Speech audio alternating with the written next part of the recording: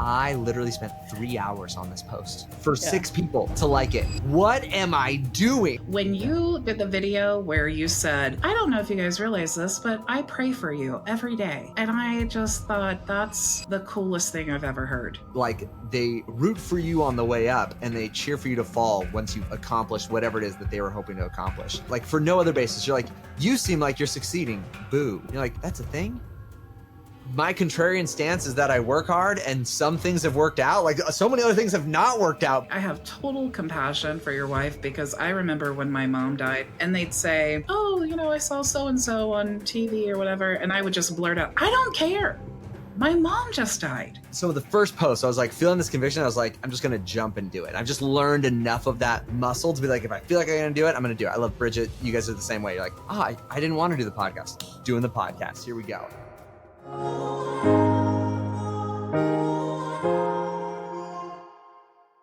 Matt Deseno, thank you so much for joining us today for the very first Leverage and Lead podcast. And I just wanted to tell everybody, because I know they don't know the story and I'm dying to tell it. So Matt, first of all, you're a total legend in the HighLevel community. For those of you who don't know Matt, you must be brand new to HighLevel, like day one, because I literally signed up for HL Pro Tools on day 2 of signing up for HighLevel. On day 2, I brought 70 clients with me, and I was like, I reached out to the HighLevel community and I said, who can I hire for support? And Sean Clark commented and said, tagged Matt Deseno. And that was my first experience meeting you. And honestly, I love HL Pro Tools. I'm an affiliate because I love HL Pro Tools. But I honestly I feel like I just got to know you, honestly. And we talked about this a lot at the summit when we were all sitting at the table. And this is kind of what birthed the podcast. And we were talking about you and your sudden posting on social media and just you sharing like who you are as a person. And it just like, it inspired me. And that's why I had to talk to you. And I just had to keep encouraging you to share these things on social media. So I absolutely love it. I appreciate that encouragement. Yeah, no, it was super funny to talk in person. And I think I am unaware of just all of the non-life that I'm participating in, basically all of the digital identity that you have, that I'm not that, it's like, you don't see that, or I don't see that. And I just live in my day-to-day world there and do my stuff and forget that there's this whole kind of like gap. You realize as an entrepreneur that if you don't fill it, I don't know, there's just silence, but it gets filled with something, and it's just unintentional versus intentional. And I think like, I'm a firm believer in like, when I'm choosing something to promote or I'm choosing like someone to partner with in my business, I focus more on the leaders of the company, even more so than the actual, like if it's a software, because I told you this, I feel like the leaders, even if the software or service is not up to par, the leaders will make it that way. The leaders will make it to where it's something that is beneficial to you.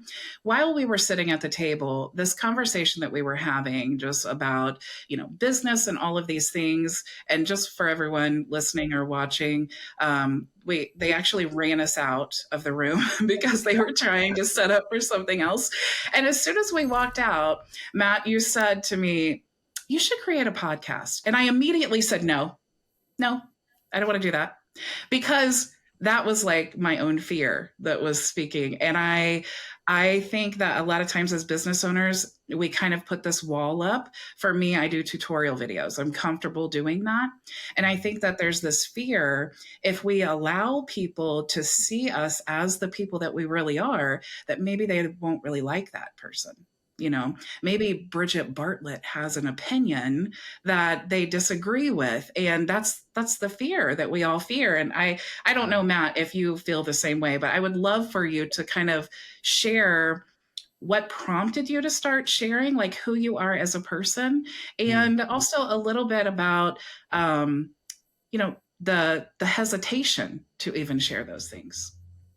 Yeah, I think that's a great question. I think our business growth was sort of like accidental. I don't want to say like accidental, but it felt like that. It feels this way. Whenever you set a goal, you hit it and you keep going, you realize like, man, the day to day just feels like head down, solve a problem.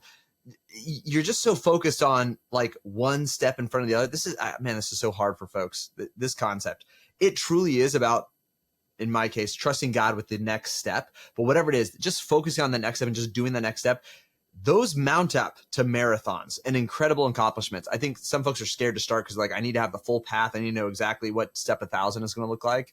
And so they just never start. But so for me, I was just head down, doing the thing. And I think I'm just naturally inclined to love the present moment. Like there's a pro and con to this. My wife knows too. It's like my phone is constantly on D&D. Like now, there's nothing else going on in my world. I'm just like present here right now. I just prefer to operate that way. And so that actually makes it pretty hard digitally because you kind of want to like be in all the places, or you're just constantly removing yourself out of like, if I'm posting, that means I'm literally not being present here wherever I am. And so that was a hard balance, and I never found a way to do it well. And I think I also had a high priority for the folks that were in front of me. It was like my family, my wife, my kids, and I always wanted to be really present for them. And so I'm just more inclined to like literally put my phone in the drawer and forget about it and have it on D&D, and the world could be burning down. I'm like, well, I'm here right now.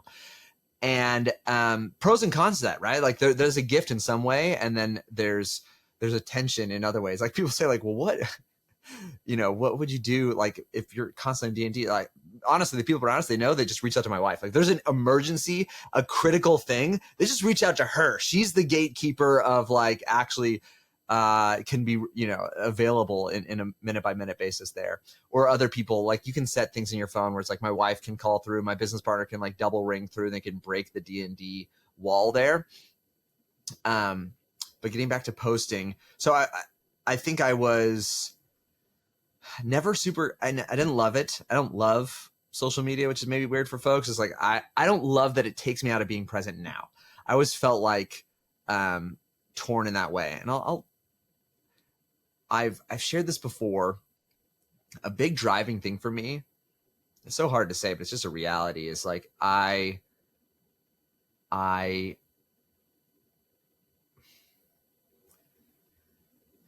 I'm really directed away from habits that I see in my father. I think this like leading fear for me is that if I realize I thought if I ever ran out of money, I'd become the worst version of my father. And so that was a driving thing in the business there. You think about it like that, it's like, oh my gosh. And so that pain point was present there. And growing up, my dad was an early adopter of like a cell phone. And he was, I mean, I don't know, and maybe everyone had a cell phone, but to me, we're like, my mom worked night shift as a nurse. My dad was a drywaller.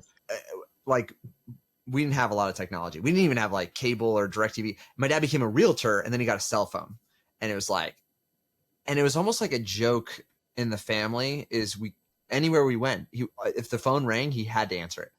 He just had to answer it. And so no matter whatever was going on, his attention could be pulled. All you have to do is call his phone. Pros and cons. And it's still to this day, you call him, he'll pick up no matter what. Driving in the middle of the car, he'll be like, whatever's going on. Hey, I'm sorry, I'm just here at the doctor's office. I'm like, Dad, you can just not answer and just like tell me, call me after the doctor, whatever it is. And but so I think I see some of that, and I was like, oh, I don't want some of the outcomes of that. So I almost I overcorrect sometimes. And so I'm like, I'm going to be only present, or just like hyper present where I'm at. And if I'm not face to face, then I'm unavailable. And so that was my mindset about it. And I think I got I got convicted that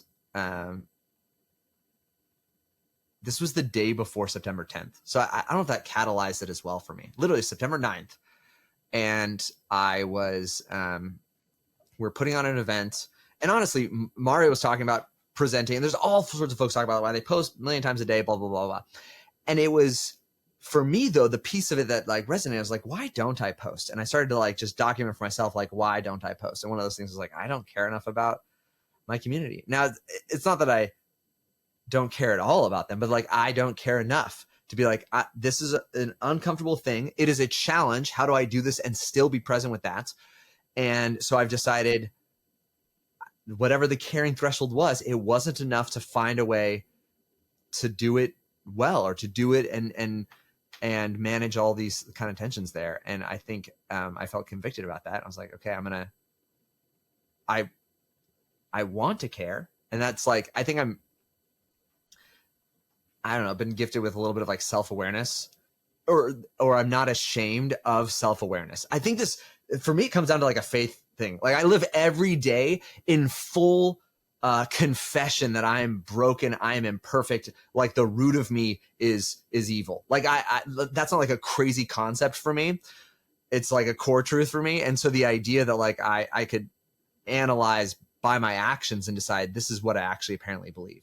So I think some folks that feel so like, I don't know, hyper judgmental, like, I don't care enough about my audience, was like, well, no, I didn't.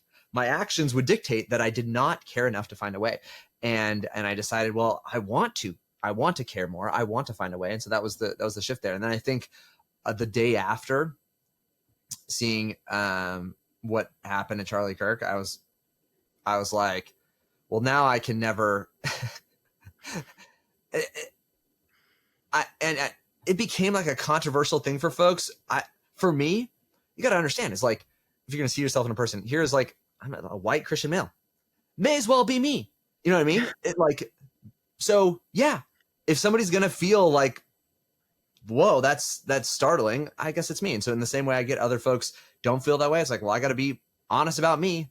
That is me in so many characteristics and identities. Obviously, every person is unique, but it's like, yeah, I identify as a Christian. I identify as a white male. Like I have a family. And so is those pieces of connection that actually resonated deeper in me, is like those parts of his identity where it's like, oh, that was like a young, like, guy with a young family. That was like someone who was bold about their faith. And for whatever else people will say, talking about subjects that people disagree about is fundamentally very difficult. I actually think he did it better than most. I actually can't think of many others that would willingly put themselves in a position to face disagreement. So whatever, it's controversial.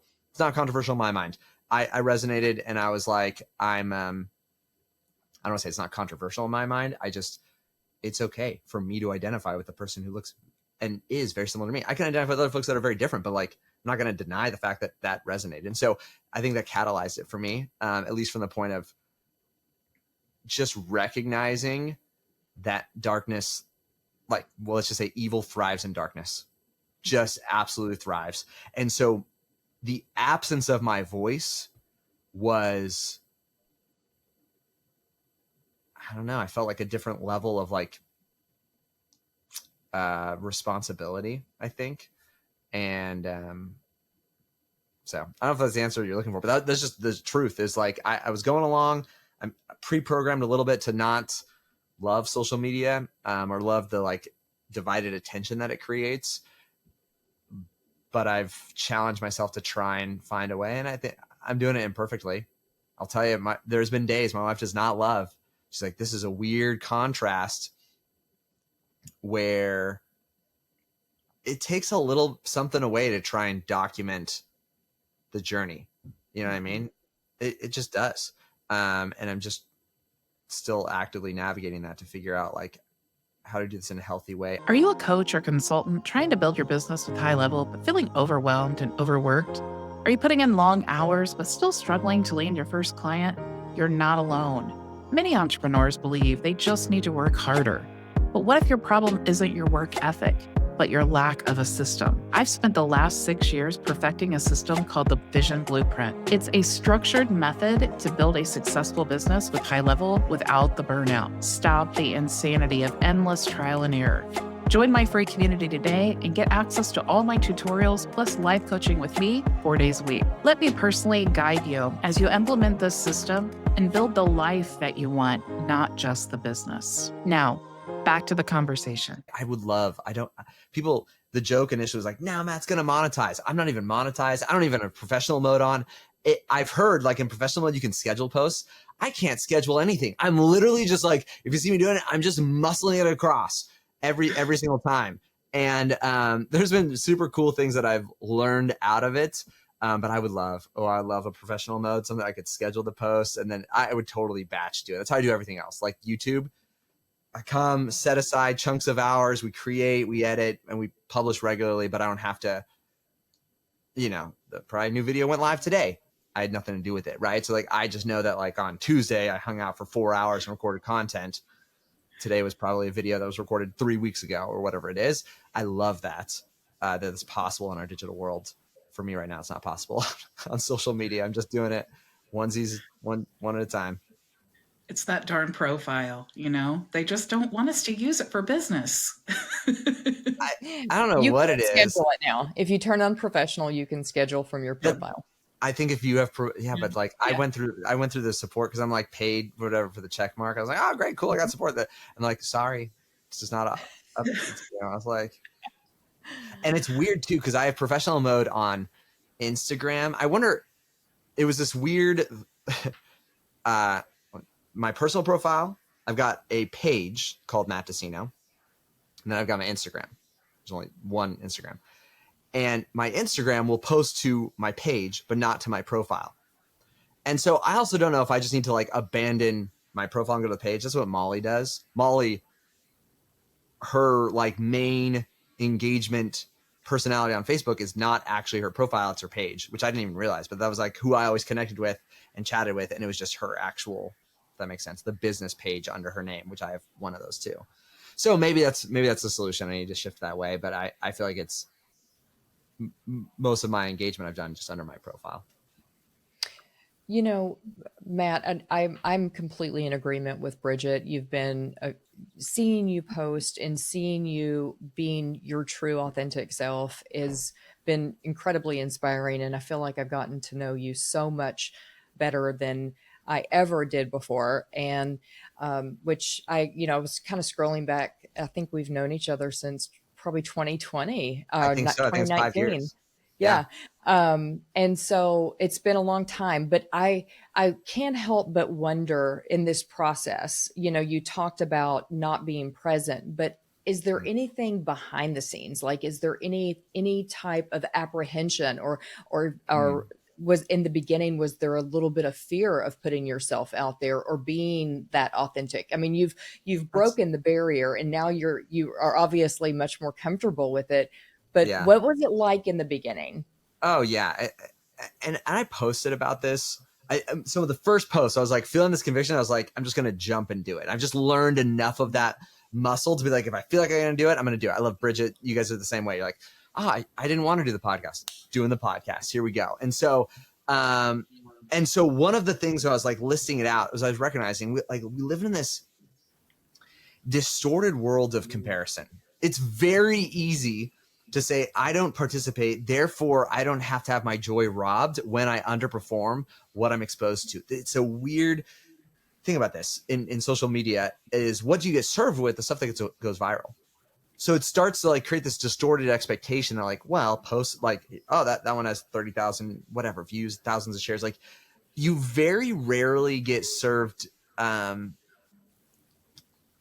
It sounds silly to say, but you don't get served the stuff that doesn't have mass distribution, which makes sense because if you did get served it, then it would have mass distribution. So if I scroll 10 posts, like 9 out of 10 are going to be getting a ton of engagement. That's why they're getting served to me. Like it's a sort of self-fulfilling cycle there. So it creates this comparison loop, expectation loop. So I remember I made my first post in this season, and I forget there was 50 comments or something like that. To me, I was like, oh, how little. Somebody else commented though, and to them they're like, oh, of course the first post about never posting gets 50 comments, must be nice kind of a thing. And I was like, oh my gosh, isn't that funny? This constant comparison we live in. So there was definite hesitation in recognizing that even now, it's so funny.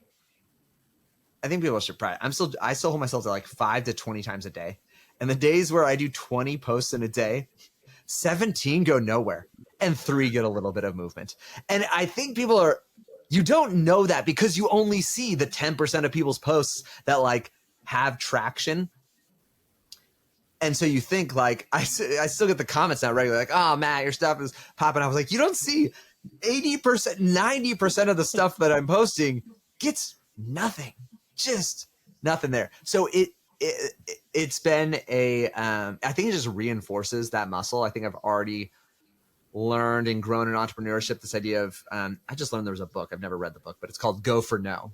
The whole idea was like, seek out the rejection. That's where you win in entrepreneurship. If you start to quantify success as how many no's did I get in a day, you'll go very far, because that's, it's just more common. So if you're just reshape your reward centers to be like, I want that no. And you're like, cool, another dud post. Let me see if I can get another one. Let me see get another one, and whatever dud means. But so there's definitely a comparison game, and it can rob you from joy. I think the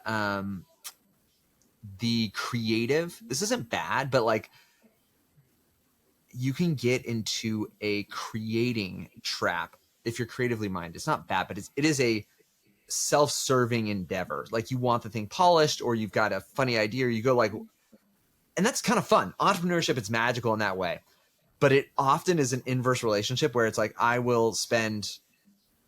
even have now. I've got certain posts, man, I working on for like weeks.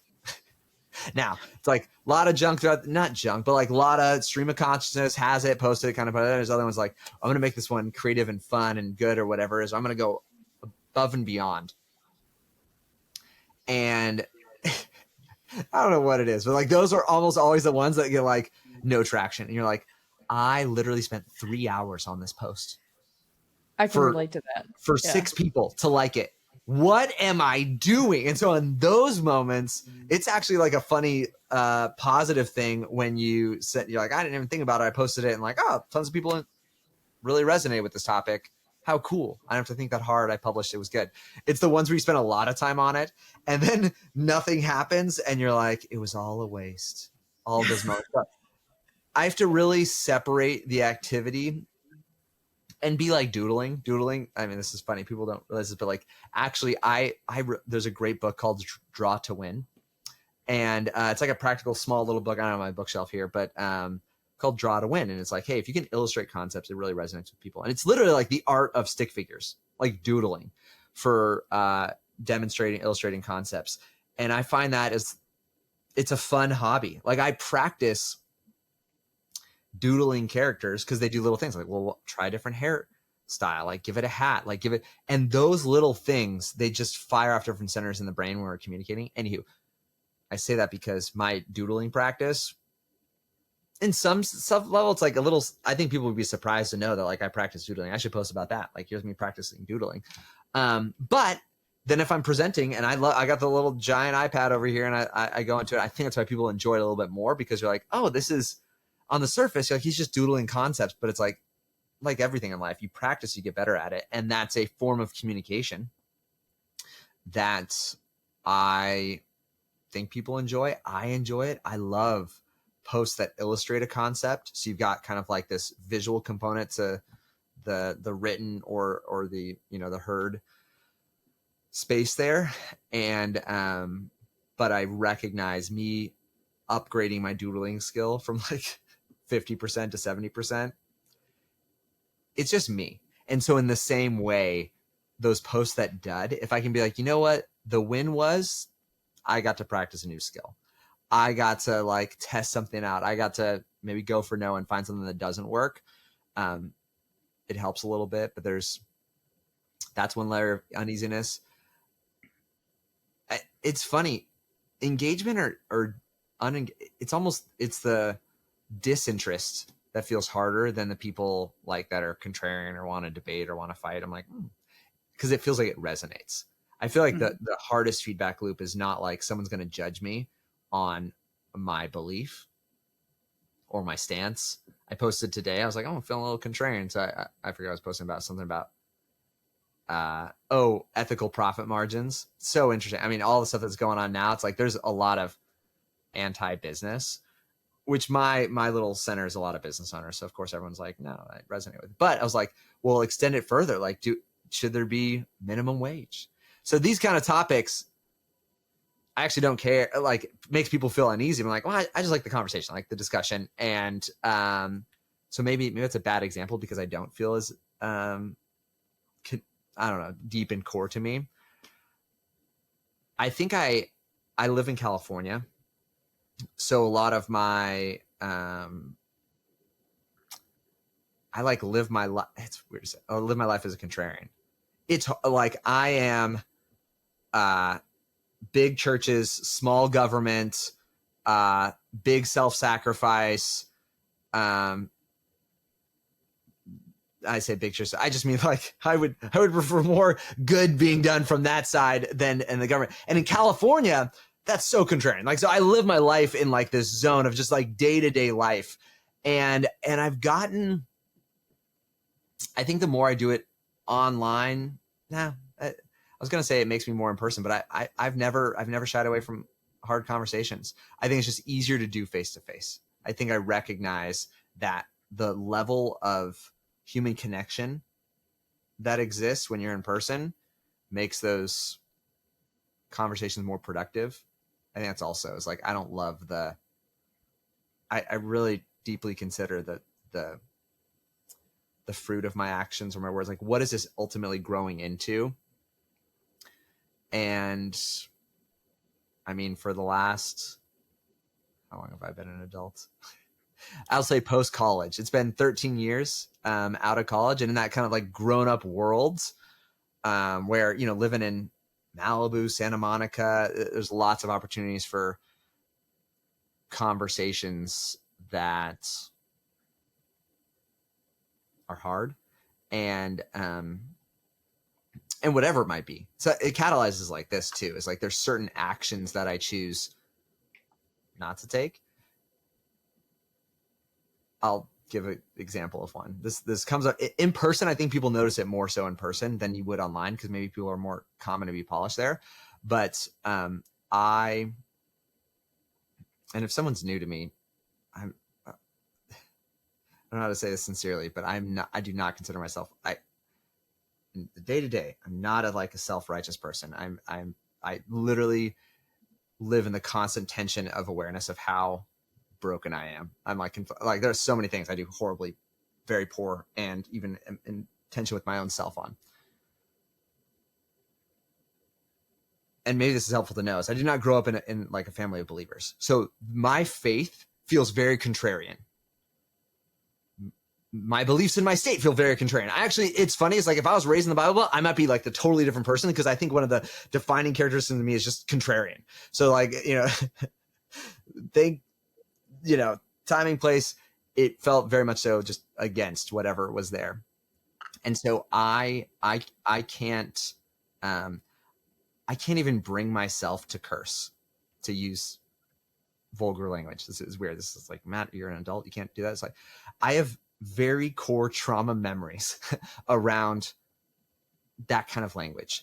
And so for me, this was not even a faith construct. It was just this felt like the antithesis of who I want to be and what I want to put my family through or anything like that. It's just like that. Honestly, it's weird to say, but like that action is more of a conviction of who I don't want to be like, rather than, you know, like I want to be a good Christian or anything like that. But in the day to day, like people, it happens. These sort of things people will notice and catch on to. And then they'll ask the question because it's like, well, you know, if you're at some point, now it's weird. It's weird that you're not talking like everybody else. It's weird that like literally it just doesn't exist in the vocabulary. And you're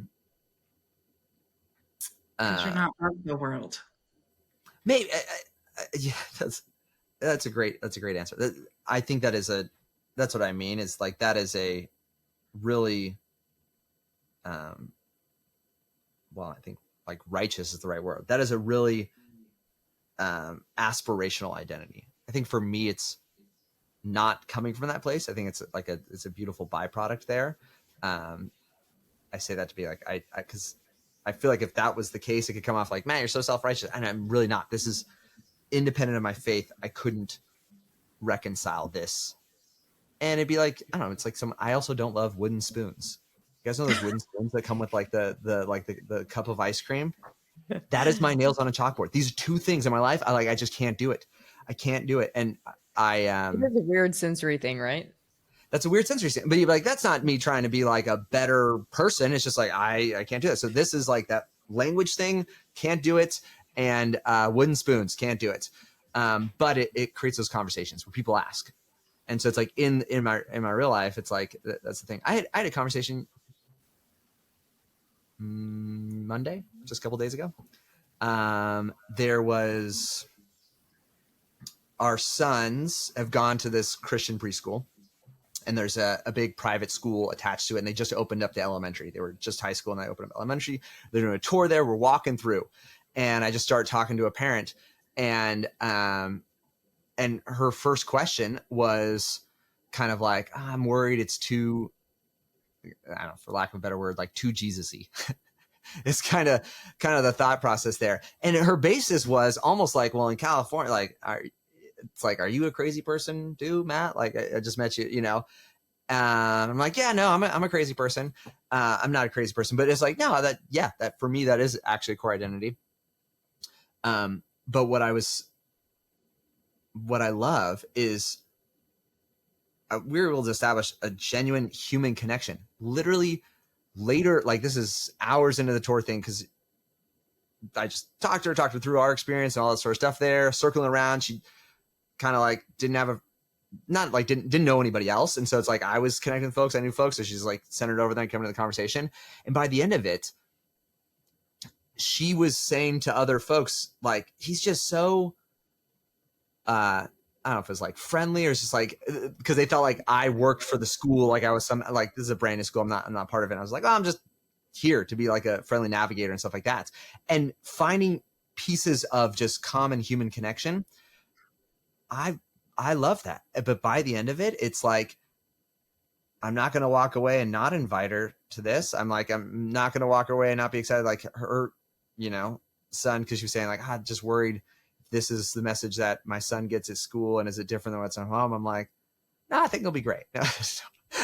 No, but I don't know what to say. I think you're asking about like the tension there. I think I get reps for that just being in California. It is it's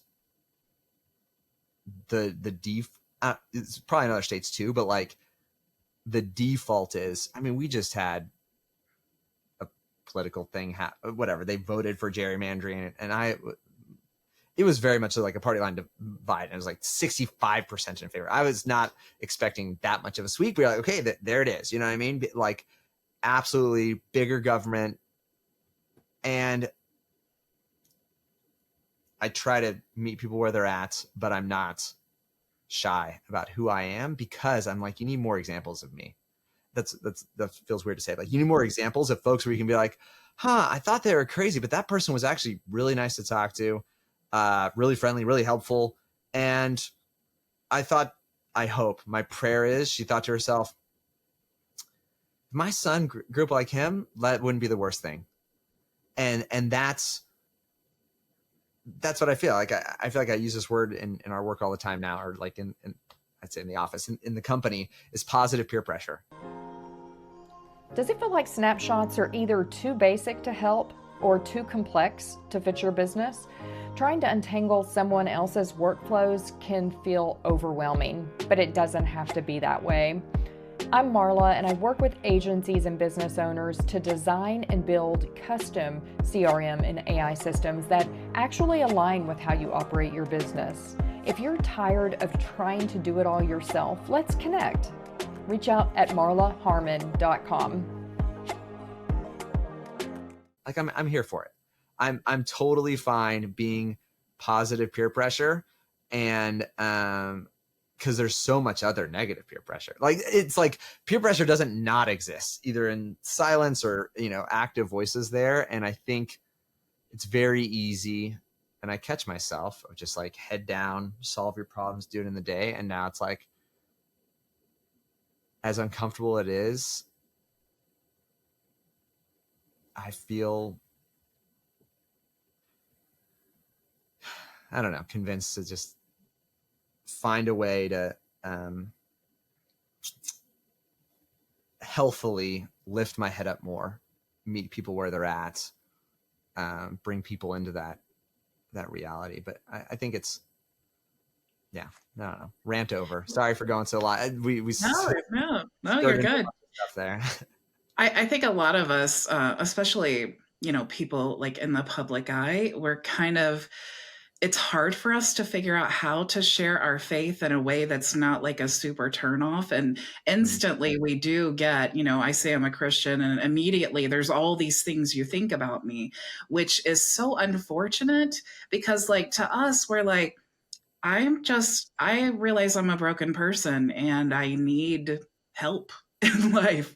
That's really all I'm trying to do over here. So please don't think negative things about me. But also, I feel like it is part of just shining your light. And just, if I went on a diet and lost 100 pounds, people would be like, Bridget, what did you do? And so I want people to see the joy and feel the joy in me and be like, what is that? Where does that come from? And then that gives me the opportunity to talk about it. But I do want to ask you, Matt. Yeah. Where does this come from? Where did this start? Like, you weren't raised in a Christian household, but how did this come about?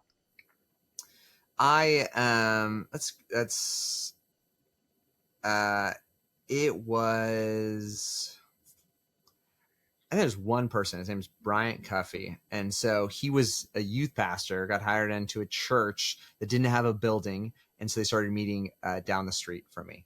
So on our street. So you've got, and so there was kids that we knew, the Napiers. And that was like the point of introduction there. Zoom out. There was converging things there. So like that was the actual catalyst. I ended up getting mentored. I don't know. He saw something in me and just kind of took me under his wing a little bit in my mind. So this was I don't know how tall, like a 6'4" black dude from Dominica who could dunk. And I'm like this freshman in high school. I'm like, this is the coolest human being in the world. And so it's just like I remember he came over to our house and we had the basketball hoop in like the front yard and he dunked on it. I was like, oh, I'll listen to anything you say. You got instant authority in my book. The bar was low, or I don't know. But so that was literally like the spark of it. It was like crystallized in the conflict. There was a couple of converging things happening at the same point. There is the real estate marketing, the market was like rumbling and crashing. There was my dad went into real estate, so my mom retired, or he did well. He was a great talker, connected with the folks, did very well. So then she retired, stopped working, and then real estate like and just fell apart. And in that point, it gave a ton of financial pressure on the family, and it exposed some unhealthy behaviors. And I think now that I think about it, it's like legacy, just generational brokenness. My dad's dad, I never knew. So my grandfather, he was a con man, and he was just a pretty bad person. Like when he passed away, people were like, it was sort of like a good riddance sort of a situation there. And so like I get my dad in so many ways was trying to be better than his dad, better than his example, trying to not be that way. And I think there was behaviors modeled and stuff like that were ingrained, and under pressure, you know what I mean? It just can expose that. And so that really like solidified it for me. It's so interesting. But like this Bryant was, he had like a double master's from Biola. He was a deep thinker, philosopher, and it was in like philosophy and theology and divinity, and like just a very studious person.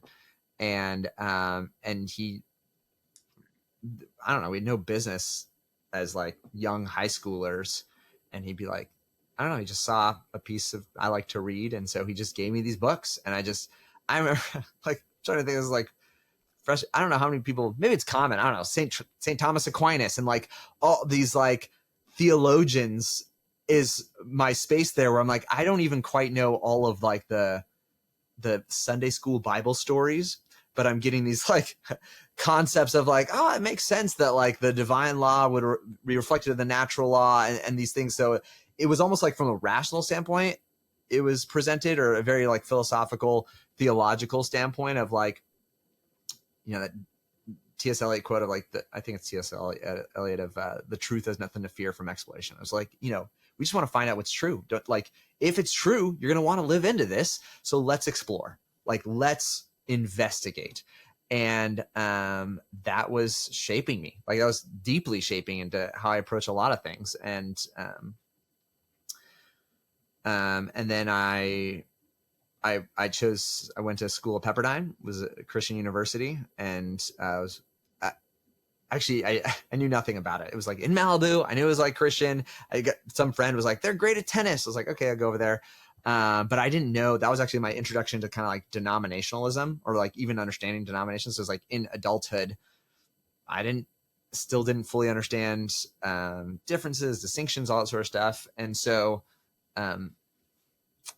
but I think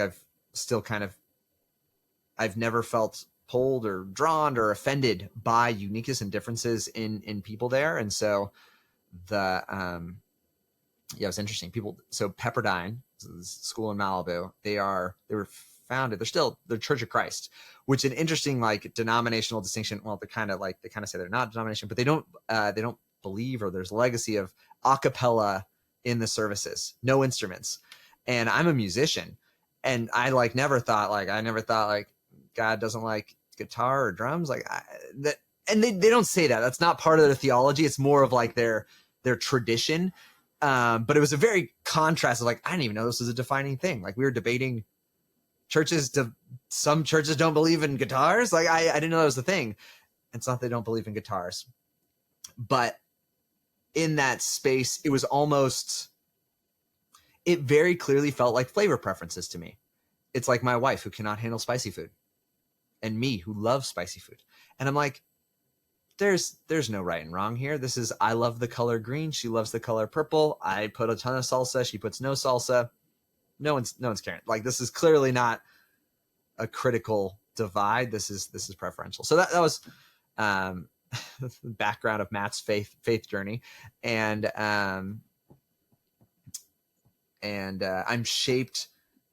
There's no way to say something without somebody finding something offensive about it, which is just what I've realized there too. And so I'll say, the louder you are, the more folks are going to be offended. And that actually I got comfortable with before even like recently posting. So my comfort with being like, here's what I think, and someone's going to be offended by it, because I've seen people get offended by. People are offended by success. Actually, that was probably the most surprising thing to me, is there are folks who are like, they root for you on the way up and they cheer for you to fall once you've accomplished whatever it is that they were hoping to accomplish. Folks never met, like, for no other basis. You're like, you seem like you're succeeding. Boo. You're like, that's a thing? My contrarian stance is that I work hard, and some things have worked out. Like, so many other things have not worked out, but like, and so I think it was around probably when I started running Facebook ads. I didn't run Facebook ads for ourselves. Well, that's not true. We didn't run Facebook ads for HL Pro Tools, so my face on it until 2023. And so for 3 years, it was just word of mouth. That was it. 2023, started running ads, and that was probably the first time where I was like, oh, wow. People, I don't know. They just don't like you for another reason than you're doing it at some sort of volume, some sort of scale there. And so, Isn't it great to not worry about that though? It's like, all you still you worry can about it. worry about. But Well, Matt, you're so great though. And look, this is what I've told you before. It's like, if you don't share who you are, people won't care who you are. So you have to be a little bit controversial in the sense that people see what's important to you, and people, they feel like they know you. When you did the video where you said, I don't know if you guys realize this, but I pray for you every day. And I just thought, that's the coolest thing I've ever heard. I'll say this, if people don't know this, this is actually one of my if you got a spouse and you're doing business, it's super hard on the significant, like people, it's hard to account for how much of a weight that is, because it's just much like being a business owner, you're taking a lot of risks. There's a lot of uncertainty there. Doesn't matter how successful you are. Like, it just feels like in a minute it could flip, right? Anything could happen. But so if you're the person, the significant other, someone else is doing it, you feel the same risk, but a lot less control. You're sitting there feeling like this could be good, this could be bad. Maybe we've budgeted our life around this happening. What if it doesn't happen, right? One of my wife's favorite things, she tells me now, she's like, it gives her so much confidence is she hears my business owner and I pray every morning. And so we just do it over the phone. And it's like, not that you should do it for your spouses, but I think unintended benefits, if you're a person of faith, conviction, whatever it is, like center, like, especially if you have a partner in the business, like I like for your spouses, for your business partners, for yourself, maybe it goes without saying, but I actually think sometimes it's like the collective accountability. And I find that with like Graham and I is like, because we have the habit now, there's definitely mornings where I'm thinking about some fire, something, or whatever it is. It's easy to get distracted and miss the foundational things. But when you build that habit with other folks, it strengthens it. It becomes a situation where you kind of both can lean on each other to keep that alive. But it's actually only been something this year where Erica's expressed that, my wife Erica has expressed that, like, she's felt more peace this year than ever before. And it's not just like insulated bank accounts, because I'll tell you, this year, in the last year, we had 2 years ago, it's actually 2 years ago, we bought the property I'm on right now. And it was a dream property. This was, it's got land, it's got space, it's a community with animals. And this is like outside of LA, massive ranch style home. We didn't have the stairs, all sort of stuff, 2 buildings on the property. This was a dream. Like this was a dream, very unreal. We bought it, and then we made the whole thing a dream. And it was just like, it was a big outpour, big expense and investment. We're like, this is a space we want to plant our roots. And I also feel like I've learned, I can show up. Well, this is what I find. These are things that Erica cares about deeply. But I care about how she feels cared. So many of these things were things that, like, I could care less. I actually, if you look at my office, it's funny. It's constantly, no matter what room it is, it's constantly like very utilitarian. Like, what's in shot is good. Everything else around here is just a mess, and I feel unaffected by it. Is it like very utilitarian. That's me. That'd be my room. Everything I'd be like, I'm like, I only want a sheet at night, so I don't want a duvet or a cover. Like, I just a sheet on the bed. That's fine. And I want one pillow because that's all I need. I would be the utilitarian in like a military cot. She's not that way. But giving her a space where she feels like she can serve, she can host, she can just show up best for our kids and have it designed in a way where it's safe for them. All the things that she deeply thinks about has been a worthwhile investment. We had to do this project twice. We went through one contractor who scammed us. We didn't realize it, and it was kind of a weird unintentional scam, but he mismanaged his subs. And so at like the finish line, we realized, like, we've paid you 90%, but none of this stuff is done. And there was like stuff that had to be completely redone, like, because we had gutted it down. So bathrooms, like literally all the bathrooms we had to re-gut and redo because they didn't waterproof it. They put like drywall behind like the shower. You could see it sticking out. There was like pocket doors, and they'd somehow filled in like the doors in the wall, and concrete got into the pocket of the wall and filled up the wall. And you're like, well, you're right. The whole time we never tested the doors, but like, I'm going to be able to open these doors. So we did the project twice. It probably got tighter for us in the last year than it had been in the last 5 years. And also like a thing where it's like, we're already spending absurd amounts of money. Like, typically I'm a big believer in like your rich life is the gap between what you have and what you want. And so I like to keep a big gap there. or I guess it's like what I have and what I want, right? Live, not only, it's like, maybe that's contentment. Like rich is what you need and what you want, but what you have, or it's like what you have and what you need is one level. It's like what you have and what you want. Like I want it to be, or reverse that. Like I have this much and I literally want this much. Like I could not even imagine wanting this other gap there. So what do? Get to be incredibly generous, get to like put our family in a place where they feel stable. So anywho, all that aside, in the last year, more financially on the edge and stretched than we've been in the last 5 years. And she's saying, I feel more peace than I have in the last 5 years because she hears it every morning. And so even in that zone where it's like, oh gosh, there's so many, like we did the whole project. This is blowing my mind. Literally November. I'll give the quick version. November, we were supposed to move in. So we were trying to move in before Lily was born. This is a year ago now. We had already owned the property for a year. The 7th, Erica's dad passes away in the doorway. Incredibly traumatizing for the entire family. It was just like they said it was like what's it called? Like a widowmaker, heart attack.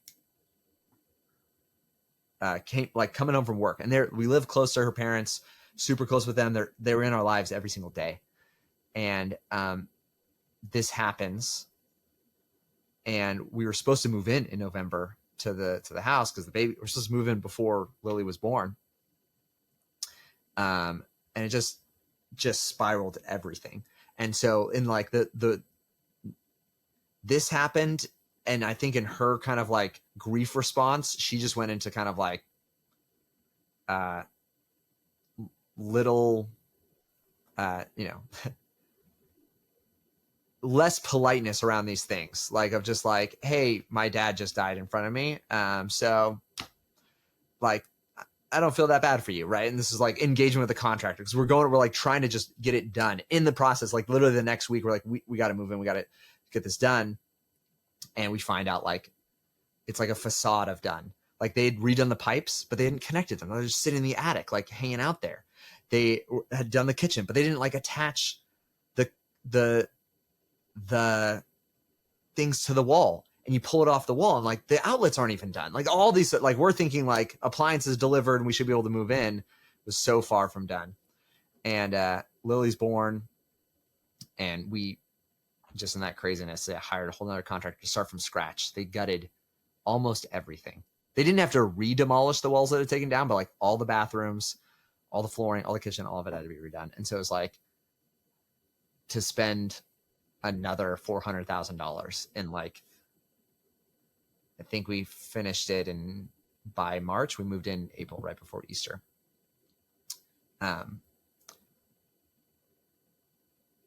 I actually don't know where I was going with that story, but there's a little tidbit of recent rawness.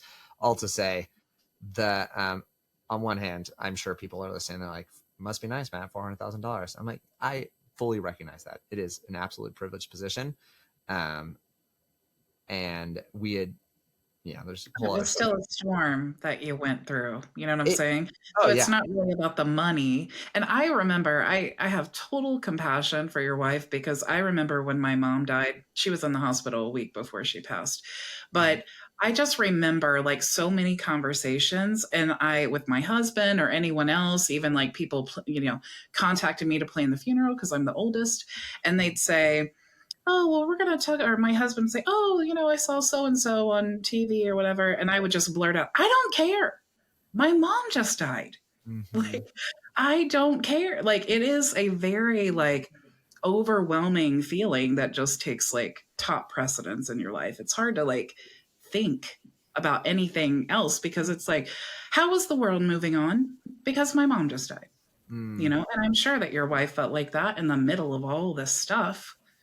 But you know what's cool, Matt, is she got peace knowing that you're praying because, see, as women, we're naturally like, we see a man praying and we're like, oh, I like him already.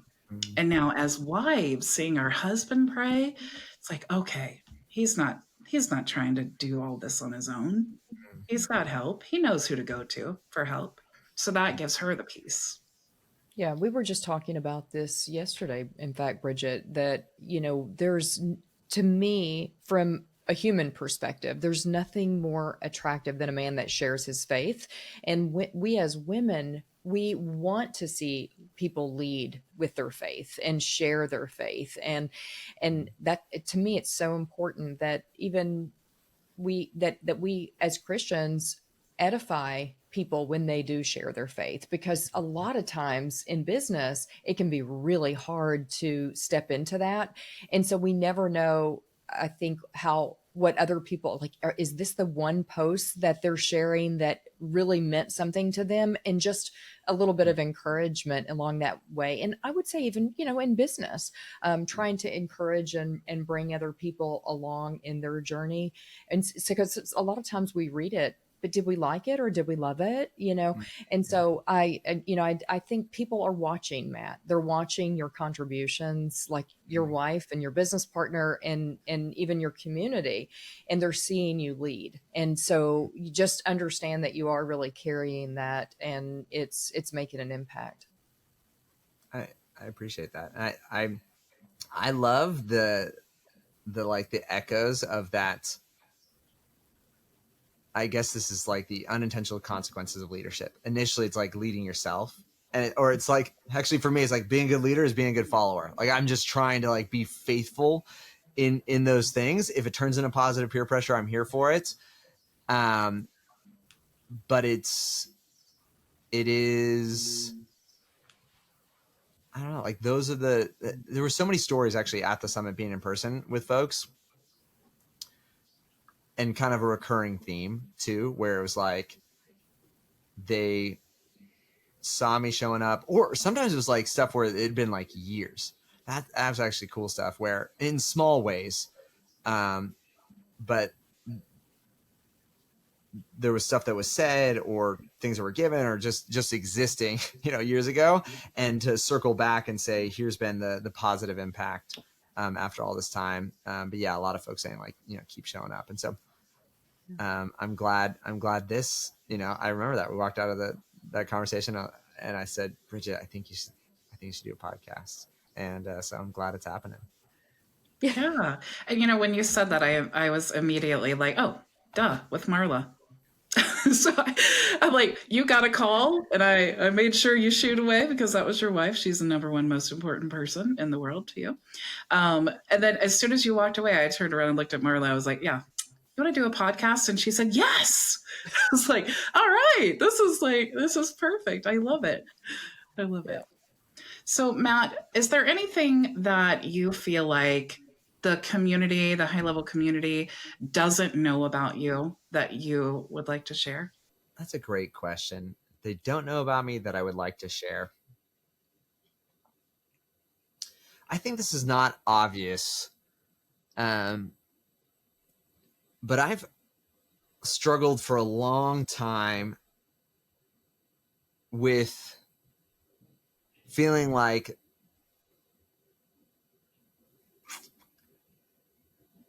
the best I should expect of myself or other people around me is like a B+. I don't know what that makes sense, but I've not had a lot of categories of like high achievement, or I always looked at like there's someone else who's like they're the amazing athlete, or they're the amazing musician, or they're the amazing speaker, or they're the amazing whatever. And I was kind of like, well, I'll just be the B+.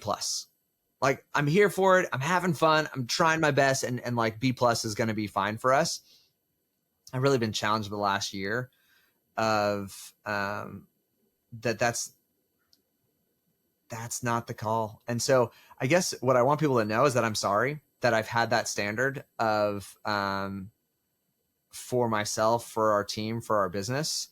And I think this is what you were saying earlier, Marla, is like you want to look at the leader and be like, okay, this is going to direct it there. And my commitment, I've said for a long time, but I think this just reshapes this, is I will continue to grow in humility. I will continue to be and be open to feedback and be self-aware enough to recognize where growth needs to happen.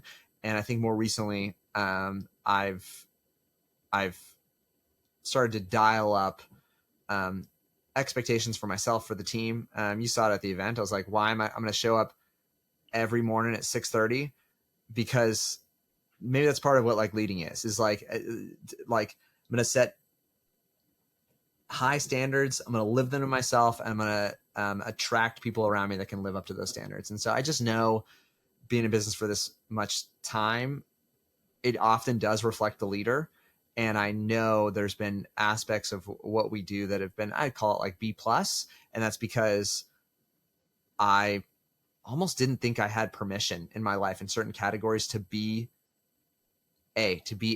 And I think it's not of myself, but I think it is like a true, honest, fair reflection of, I think, what God has put in me. It should be something absolutely undeniably excellent. And so that's a new standard for us. But I think it's worth knowing that I'm self-aware and challenging myself and our team to hold a higher standard.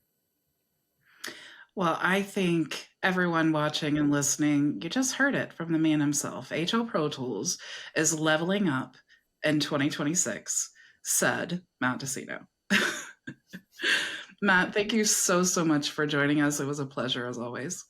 Yeah, thanks for having me. This is going to be great. I'm looking forward to more of the shows. Yeah, I'm excited too. Thanks for being on, Matt. Wow, Bridget, that was awesome. I really enjoyed getting to talk with Matt and understanding a little bit more about his background, and even just letting him know how much we are both enjoying his post on social media. What was like one key takeaway that you gathered from his conversation?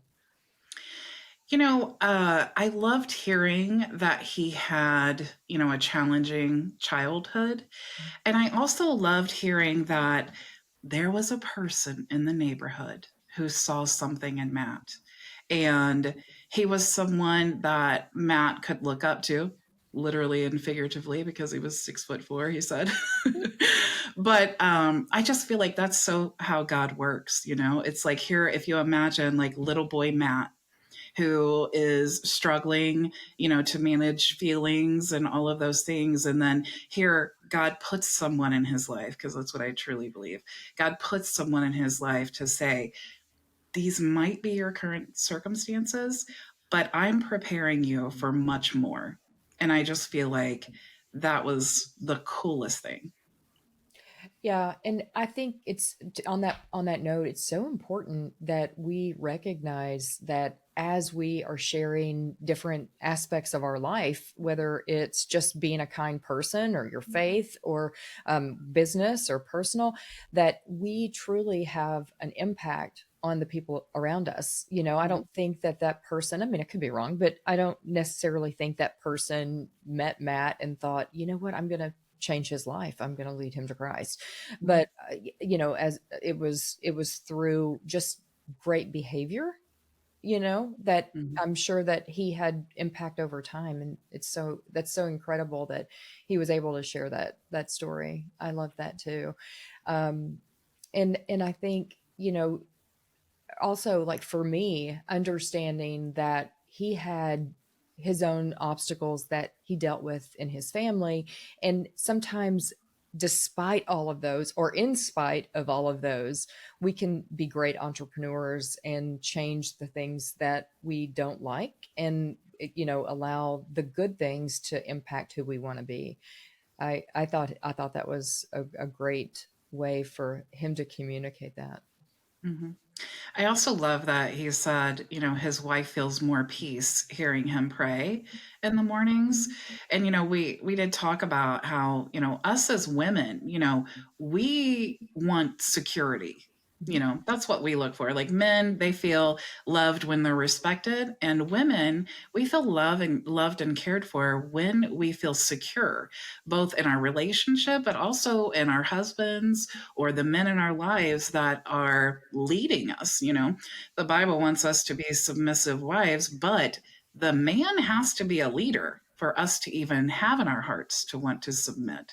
And so I think that's a beautiful thing that his wife, who knows him better than anybody else, feels that comfort and security and hearing him pray because she knows who's leading him. She doesn't have to have faith in Matt's skills. She has faith in the one who's leading him along the way. So I just think it's a beautiful testimony of having faith and letting God lead us in business, but also in our marriage and relationships. I hope that Matt will come on for another round because I have other questions. Like I want to know about what his faith has, or how his faith has impacted his team, right? Not just, his wife or Graham, but I'm very curious how that plays in just with his team. And then also, I think that it would be great to understand a little bit more about, I think he has shared some things about homelessness and just embracing that community. And I'd love to hear a little bit more about that as well. So I'm hoping that maybe we can get around to with him. Yeah, because I want to save this story for next time because we're definitely going to have Matt on again. Yeah. But for those of you who don't know, just a little like glimmer of the story, Matt actually chose to be homeless for 2 weeks. He chose this.